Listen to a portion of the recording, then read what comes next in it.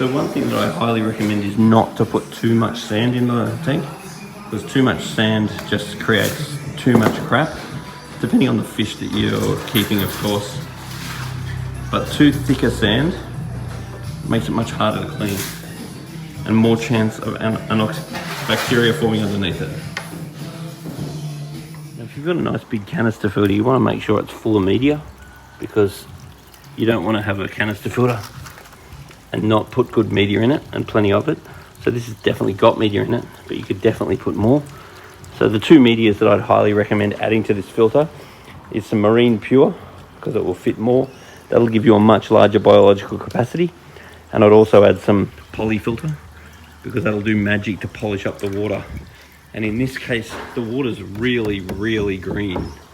And when it's in the tank, you don't notice it so much, but when you pull it out and put it in a white drum, you really realize how green the water is.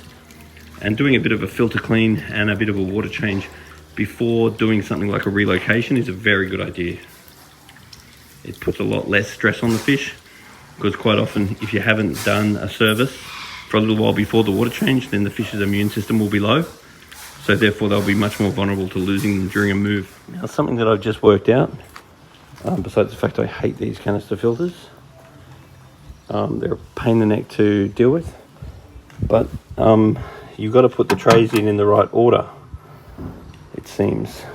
So I put number 1 in first, but you've actually got to put number 4 in first.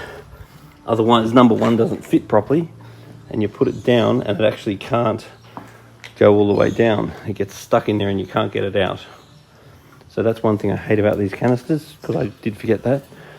And then the second thing is when you're opening these, you need to be pumping on that and open the little valve, or the pressure tight top will not allow you to open it.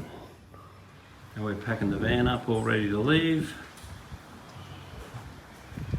Moving this aquarium. So the tank's in the new location now, and we're filling it up with water.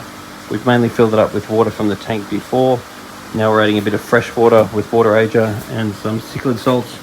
Now with your air pumps, it's really important they have a check valve, because at the moment, if this air pump turns off, there's every possibility the water's going to drain out of the tank and actually blow up the pump and potentially flood the floors. So make sure every air pump has got a check valve, or that the air pump is above the height of the water level, which is preferable. So whenever you do anything major with your aquarium, such as moving it, we recommend that you bring a sample of water down to Majestic Aquariums on a semi-regular basis, so we can check that the water's okay after the move, and bring a little video of the tank running. Make sure that we can see everything going on with the aquarium. We want to see the filters running, we want to see the surface agitation, and the other thing we want to see is any bits and pieces you might have in your cupboard, because often we'll say you need this or you need that, and if you've showed us your cupboard and showed us what's in your cupboard, then we can actually tell you what to add, assuming that some of the things you might need, you may already have.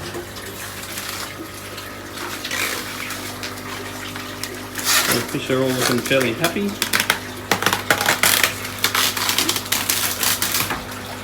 And it's really good after you do anything major to the aquarium not to feed the fish for 2 days. And feeding is basically half of fish keeping. Fish keeping is 50% about water quality, which if you bring a sample of water down to Majestic Aquariums, we can check it out for you. And it's also about nutrients. So this food here, Danichi, when it comes to pure quality, it's about the best you can get. And then you've got different spectrum here. Very, very high quality food, which I'm happy to see. Now, because this aquarium is actually positioned outside, if it gets very hot in summer, one of the best things you could do is get yourself a clip-on fan and blow across the surface of the tank.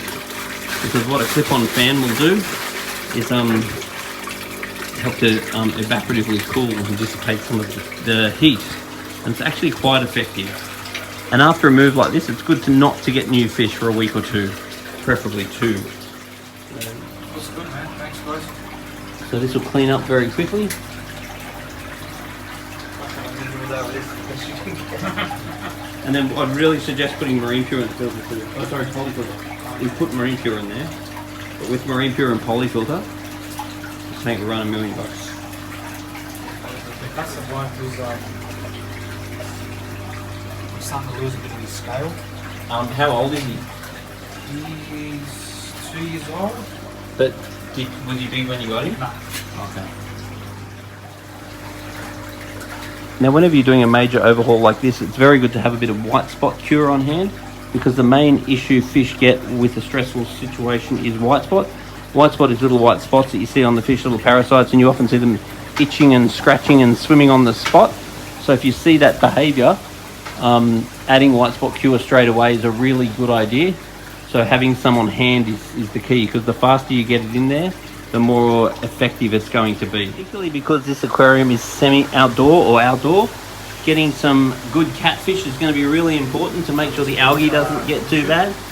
Making sure there's very good surface agitation for lots of oxygen is going to be very, very important. And then making sure that you get yourself a flipper just for cleaning the glass. And this tank will be a ripper. It looks clean, man. It doesn't look that yellow anymore.